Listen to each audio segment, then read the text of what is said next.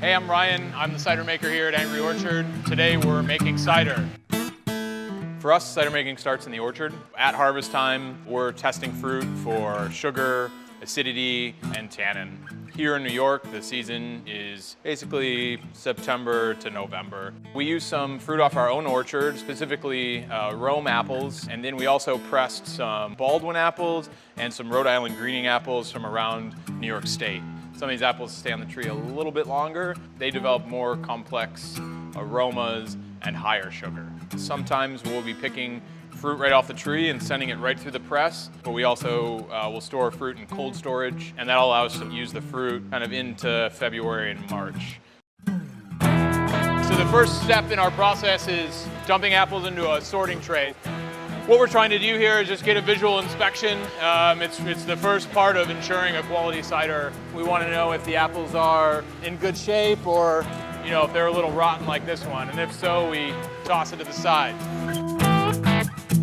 So the apples go through, they basically get a shower and are cleaned by the brushes that you can see spinning. And there's a second wash. They get to soak in water, so we get rid of any stones, sticks, anything that might be on the apples. And then before it goes up the elevator, we get a final wash right here to really clean the apples up. Next we go up the elevator, and we're gonna mill the apples into pulp. So what comes out is basically an apple mash. And we send that through the press, the belts tighten over the pulp and squeeze all the juice out. And what you see come out on the back end is pumice, and that's what's left over after we removed all the juice. It takes us about a half an hour to process a bin of apples, and that gives us somewhere between 60 and 80 gallons of juice. We just got done pressing and filling this tank with juice. This particular cider is going to be fermented wild or native or natural. We're not going to pitch any yeast into it. So the yeast that will bring it to dryness is on the apple skins, in the air, from the orchard.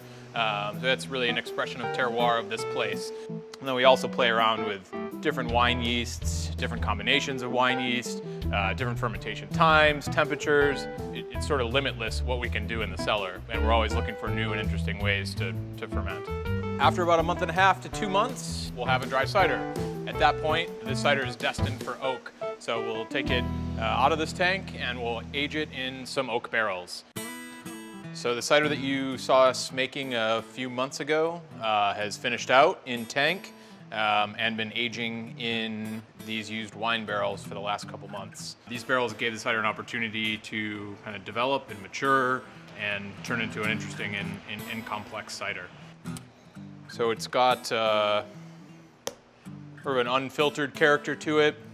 Still pretty cloudy. We'll probably end up filtering this. It's got some really nice wild fermentation character, a little bit of funk, a little bit of phenolics, like a nice bittersweet apple aroma.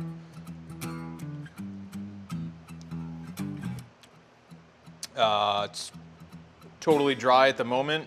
Definitely will do some blending on the back end with this, but all in all, a really nice cider. The next thing is to get it to drinkers. We're kegging, and those kegs go a pretty short distance from our keg machine here in Walden to our tap room here in Walden.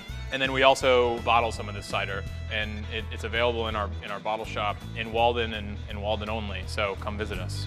Cheers.